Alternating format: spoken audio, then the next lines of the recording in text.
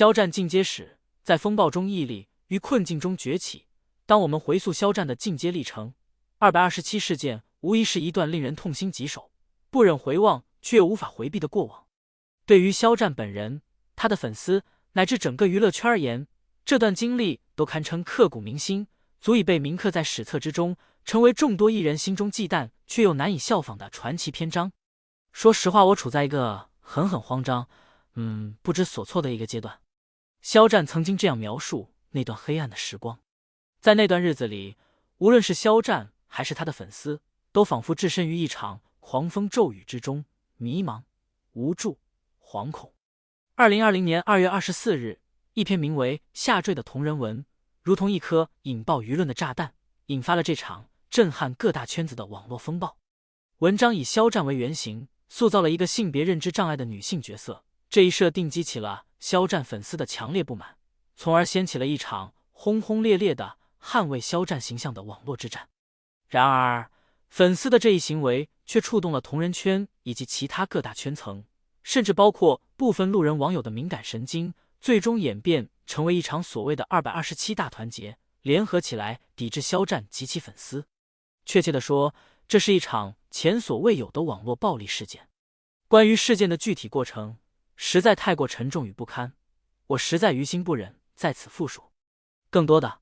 我想从事件的影响来谈谈个人的一些看法。与其将227事件简单的定义为一场网络暴力，不如说它是一场因立场不同而自然形成的激烈对抗与捍卫。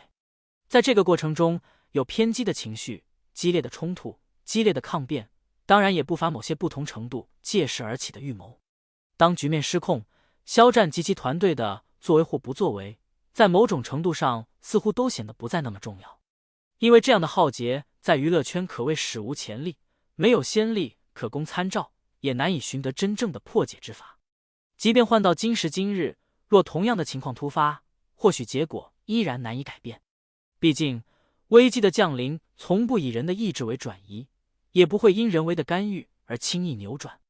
就227事件对肖战个人以及他演艺生涯的影响，时至今日，我整理出了如下观点。或许随着时间的推移，我的看法还会有所改变。首先，227事件无疑是肖战人生中的一场重大危机与磨难。无论他来得早或晚，但凡能成就大业者，终归都要历经风雨的洗礼。请相信辩证的思维和科学的规律。很多粉丝常说，对于227，我们永不原谅。这一点，我深表认同。但我认同的不仅仅是基于情绪的宣泄，更是基于客观事物发展的必然规律。磨难并非成功的必然催化剂，即便没有这场磨难，事物的发展或许依然会朝着既定的方向演进和呈现。在此，我暂且将这次事件定义为227危机，它给肖战带来的创伤可谓是刻骨铭心，终身难忘。前段时间，发生了一些跟我相关联的一些争议，而且这个争议发生在全民抗击疫情最关键的时刻。其实，我当时自己在家里自我隔离的时候，我是很不安，然后也很歉意的。如果是因为这些争议给网友们带来了一些影响跟困扰的话，我在这里很真诚地跟他们说一声对不起。肖战的这番真诚表达，让我们看到了他的担当与自省。然而，他的到来，即便不以网络暴力的形式呈现，或许也会以其他更为隐晦或复杂的形式出现。我们回首那些成功的艺人，那些在人们心中堪称优质偶像的明星，无人能够幸免。比如刘德华，当年的杨丽娟事件，倘若置于如今的互联网时代，仅凭一个偶像失格的标签，便能将他推向舆论的深渊。毕竟，那次事件所带来的社会影响更为恶劣，粉丝及其家庭都遭受了实质性的伤害，即便并非明星本人的意愿，却也难以推脱责任。还有大家熟知的某大哥及前辈明星，那样的出轨事件，仅仅用一场记者招待会和一句我犯了全天下男人都犯的错，便轻描淡写的略过，这与将受害者置于加害者的定性又有何异？所以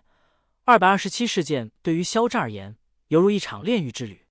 他到来的方式更为惨烈，但却终究难以避免。再者，227事件的提前降临，反而为肖战的演艺生涯带来了意想不到的转折和破天荒的流量。这个意外加速了肖战的顶流之路，犹如上天为这位天降之才献上的一份厚礼，实乃天赐的奇迹。既然有些事情或许是命中注定无法改变，不如将其视作上天的启示。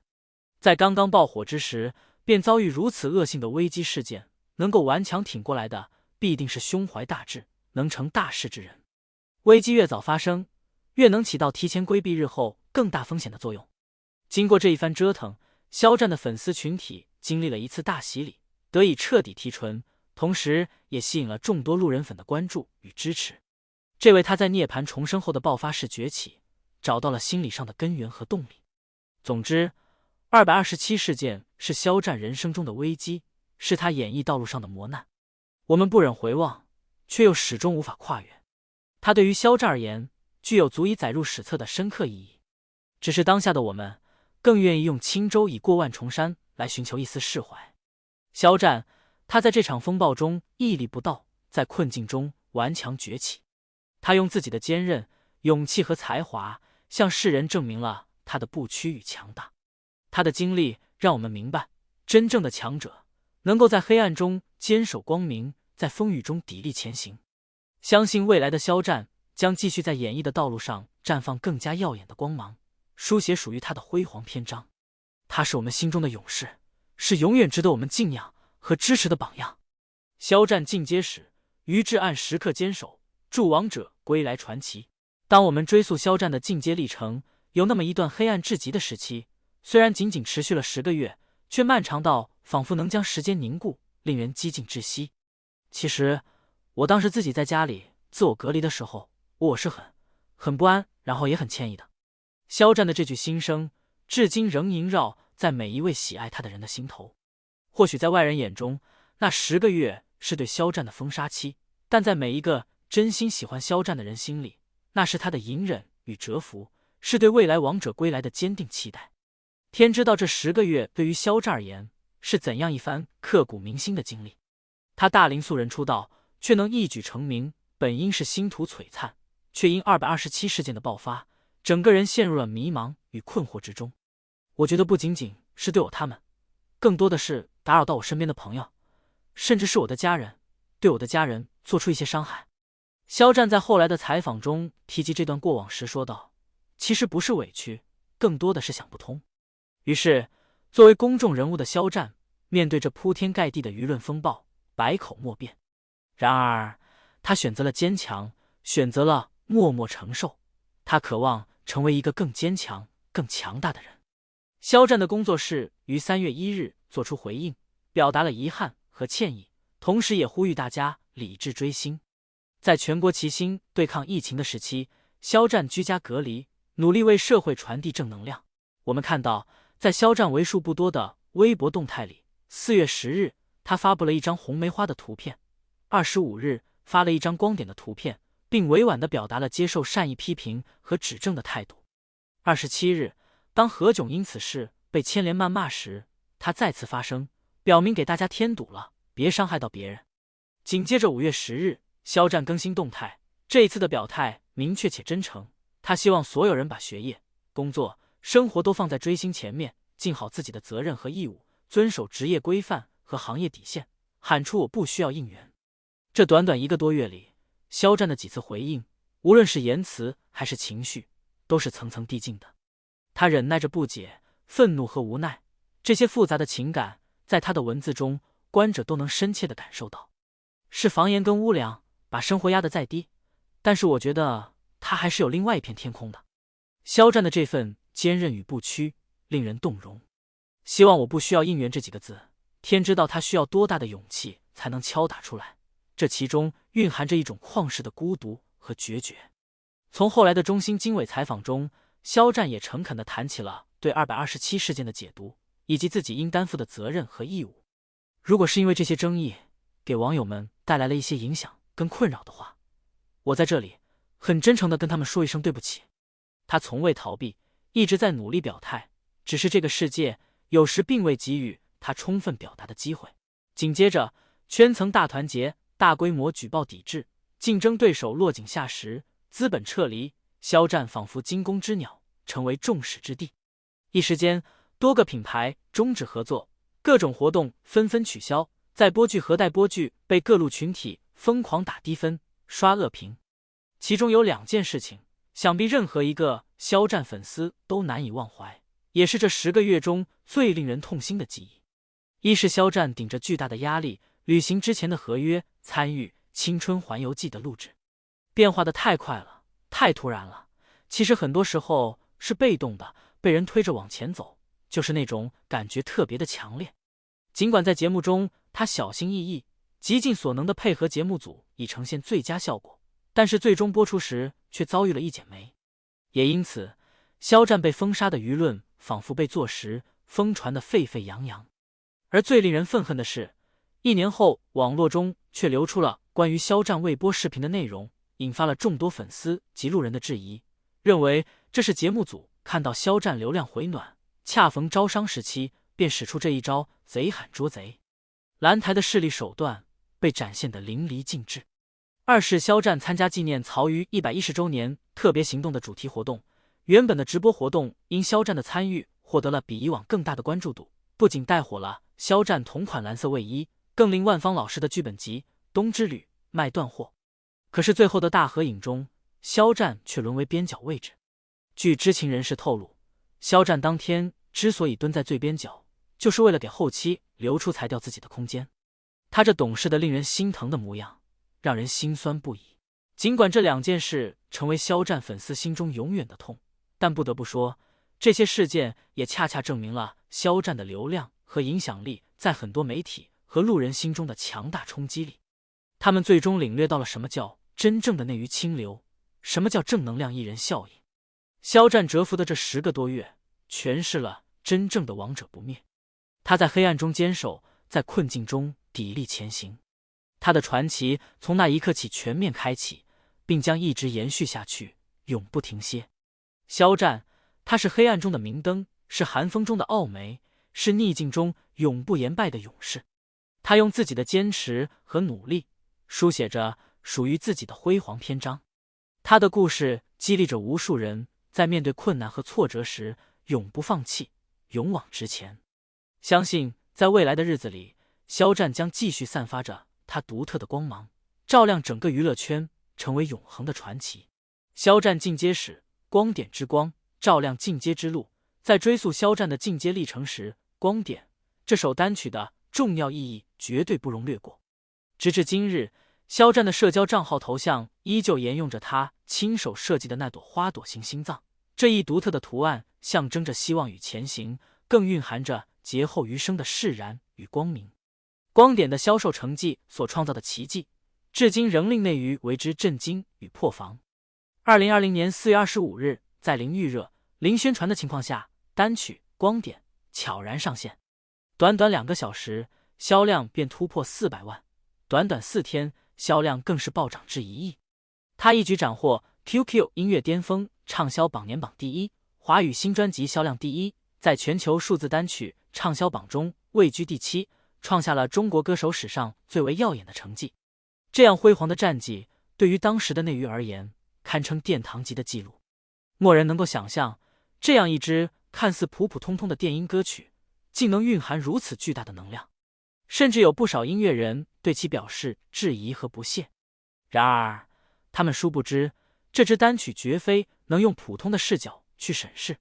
它所承载的丰富内涵，早已远远超越了普通歌曲的范畴。光点是肖战基于自身的亲身经历获取创作灵感，他希望借由这首歌曲为听众传递温暖和爱的力量。封面上那独特的图案，由身为设计师出身的他亲自操刀设计。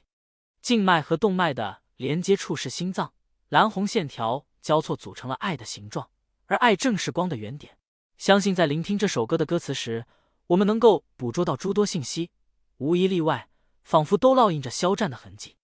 还比最初的那张脸超越极限，绝不轻易放弃等等，这些词句既描绘出了他身处低谷时的迷惘与无助，更演绎出了他触底反弹的坚定决心和披荆斩棘的无畏果敢。光点的发行时间尤为特殊，恰好处于227事件爆发的初期，肖战一直沉寂，而他的第一次动态发布便是这首歌曲的上线。在这个时间的节点上，粉丝们的心情可谓是百感交集，五味杂陈。透过这首歌曲，我们仿佛看到了那个想要发声却无奈闭口的肖战，也深切感受到了那种想要挣脱却无力冲破的无助。于是，许多因考古肖战而入坑的人们纷纷慷慨解囊购买了这首歌。这不仅仅是支持，是怜爱，更是为他鸣不平。这样的行为从一开始就是发自内心的自愿之举。然而，随着销售数据的瞬间爆发，就如同点点微光逐渐汇聚成璀璨光芒，继而演变成了一场声势浩大的购买狂潮。当时，有一种来自外界的声音评价道，这是肖战粉丝的报复性补偿行为。但在我看来，绝非如此。与其说是报复性补偿，不如说是喜欢肖战的人们出于莫名的心灵契合，为了爱而勇敢奔赴，是彼此救赎的信念之举。能够创造出这样的销售奇迹，早已不能简单的定义为饭圈的自嗨狂欢，更多的是路人对于这个年轻人所遭遇困境的共情与共鸣，从而引发了他们想要从他的歌声中获取答案和激励的强烈心理诉求。不管怎样，光点的销量在当时的境况下创造了令内与瞠目结舌的惊人数字，更是难以复刻的传奇。这可谓是天时地利人和的完美融合。试想，如果没有227事件，或者换一个时期发行，光点或许就会如同之前的满足一样，成为肖战众多普通单曲中的一首。有些事情就是如此奇妙，时机仿佛是一种难以捉摸的玄学。如今，在小飞侠们的心中，点点小公主已经发行4周年，但它所带来的希冀和力量，始终支撑着从2020年一路走来的许多人。回想上线时的激动心情，仿佛一切都还发生在昨天。正如肖战所言，旧怨已长，凡此过往，皆为序章。向前看吧，最难的时刻已经过去，剩下的时光只会越来越好。肖战，他以自己的坚韧和才华，赋予了光点灵魂与生命。这首歌不仅仅是一首音乐作品，更是他内心世界的真实写照，是他与粉丝与大众心灵相通的桥梁。他用歌声传递力量，用坚持书写传奇，让我们相信，无论遭遇多少风雨，只要心中有光，便能照亮前行的道路。肖战的艺术之路还在继续延伸，他的每一步都充满了坚定与执着。相信在未来的日子里，他会带给我们更多如光点般闪耀的作品，继续在演绎的天空中绽放出更加绚烂的光芒。他是我们心中的希望之星，是永远值得我们期待和支持的艺术偶像。肖战进阶史，8秒红海，璀璨永恒的传奇时刻。当我们回溯肖战的进阶史，那令人震撼的8秒红海，无疑是足以载入史册的光辉篇章。他的辉煌不仅在当下内于独一无二，或许在未来也将难以被超越。如今的网络世界依然充斥着大量关于8秒红海的粉丝深情表述以及各类通稿，其中最为著名的当属一位资深虾姐那饱含深情的原声录制。你要写8秒红海，就不能只写8秒红海。要写肖战被百家讨伐，万人践踏；要写他参加的综艺被删得1秒不剩；要写他合照只敢站在最边缘处，方便人把他裁掉。你要写8秒红海，就不能只写8秒红海。要写小飞侠，只要正常发声，就会遭到全网辱骂。要写肖战解散后援会后，粉丝们失去了组织的力量。这一字一句令无数人动容泪下。今天，我将以更为理性客观的角度来书写这段传奇，期望让更多路人在考古肖战时能够真正深入地理解其背后的深刻意义。如果说数字事件是肖战演艺生涯中一段无法回避的悲壮历程，那么8秒红海无疑是他进阶史上最为绚丽夺目的重要转折点。2020年12月20日，沉寂了10个月之久的肖战惊喜现身星光大赏。这是他在经历227事件后的首次公开活动，没有提前向粉丝透露风声，也没有任何官方的预告。剪了短碎干练短发的肖战，眼神中增添了一丝坚毅，身上更散发出一份孤勇。后场中的他不断整理衣袖，搓着手上的戒指，试图平复内心的紧张与不安。因为曾经他亲手解散了自己的后援会，对于上场后会遭遇怎样的状况，他无法预知。原本一片黑暗的舞台，当主持人喊出肖战名字的那一刻，灯光陆续点亮，先是紫色，而后红色逐渐汇聚，直至全部变成一片红光。肖战或许未曾料到，在他自己都不确定是否会出席的情况下，小飞侠们依然凭借着一张张零散的票奔赴到了现场。一直都抢不到团票，但是他有红牌，就是全靠一张一张的抢票，然后都没有团票。但是我刚刚看见他之后，他还是有红牌，就是一片一片的那种红色的那种灯牌。我都妈啊，真的是你要疯了！从上台后的紧闭双眼到小心翼翼的抬起头，仅仅只用了8秒的时间，观众席的小飞侠们便为他缔造了一片璀璨的红海。肖战强忍着泪水，将最幸运的幸运深情唱完。你问我要怎么形容你，空洞的词都不配比喻。他仿佛要把这每一束红色光芒都珍藏进眼底。逐渐散射开来的灯光映衬到每一个观众身上，他们被这突如其来的景象所深深震撼。这是内娱从未出现过的震撼表演，一束束红色的灯光不仅驱散了往日笼罩在肖战身上的阴霾，更为此刻的他带来了无尽的勇气和满满的安全感。他脸上的慌乱瞬间消散，转而露出淡淡的微笑。这段堪称奇迹的8秒舞台，但凡看过的人都会明白，它不仅仅是一场视觉上的盛宴，更是肖战与粉丝之间双向奔赴的深沉爱意的极致体现。太夸张了吧，好火好火，这什么操作，全都是肖战的灯牌，整个场上全都是肖战的灯牌，我的妈呀，好花了，真的好感人。不是粉丝，我被感动了。8秒红海不是预谋，不是救赎，更不是忏悔。从红色灯牌亮彻全场的那一刻起，就预示着内娱的天注定要变了。一个曾被打入谷底、历经万劫地狱的王者至尊，即将强势归来。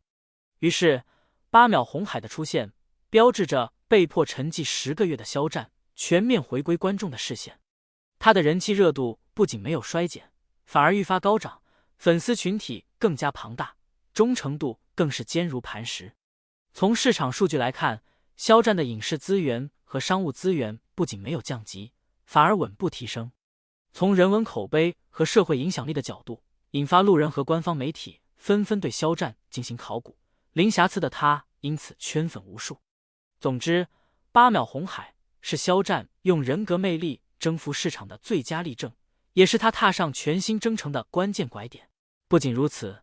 ，8秒红海还成功的预见了肖战的现在和未来。此时此刻，千万不要放下，不要放下你们的灯牌。今天晚上，不仅是台上的星光点亮了我们的南京的夜晚，也是在座的每一位，你们的星光也一起映衬着，让这个夜晚变得分外的美丽。从那以后，所有人都清晰地看到了一个事实：肖战不曾离开，粉丝不离不弃。内娱男艺人肖战调整事业布局，毅然踏上了成为实力演员的艰难道路。看似是曲线救国，走进剧院打磨演技，实则是沉淀和磨练心智的绝佳途径。肖战及其团队彻底想明白了一件事：慢即是快，口碑硬胜过流量巨大，粉丝的坚定托底足以支撑起未来的发展。利用未来的时间强化内功，让资本重新审视并全力打造肖战的 IP， 最终完成实力演员的铸造之路。所以我们看到了如今的肖战在与资本的博弈中拥有了更多的话语权，在影视资源和商务代言的选择上加大了筹码，在掌控事业节奏时能够从容不迫，游刃有余。这一切难道不正是8秒红海最成功的预见吗？